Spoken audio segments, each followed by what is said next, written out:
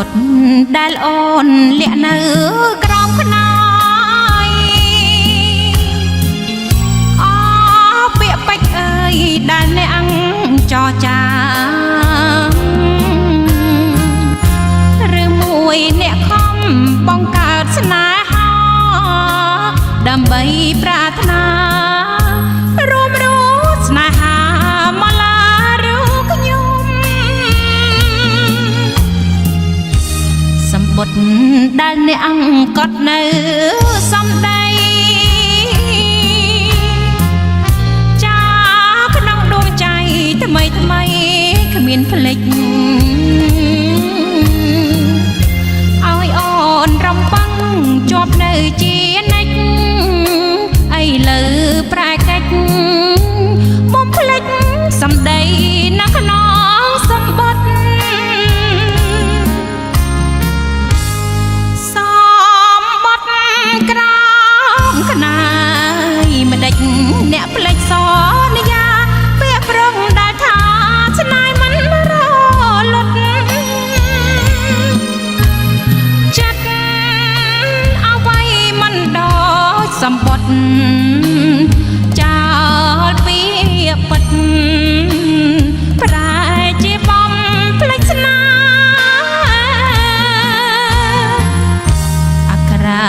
ដែលបងសរសេររាយការណ៍ជាពាក្យសន្យាមួយយ៉ាងប្រសើរឥឡូវពាក្យនោះប្រែហង្ហាទុកក្តីវេទនាកុំព្រាដួងចិត្តឲ្យអត់ទទួល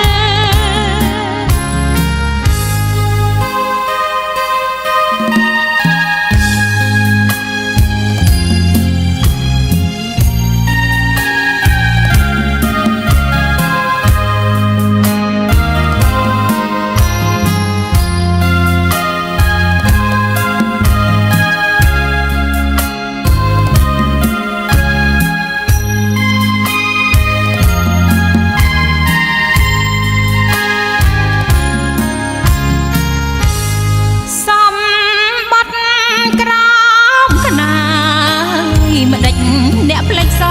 ន្យាពាក្យប្រងដែលថាស្នេហ៍មិនរលត់ចិត្តអ្វីមិនដូចសម្បត្តិចោលពាក្យពិតប្រែជាបំភ្លេចស្នេហ៍អក្សរដែលបងសរសេររាយការណ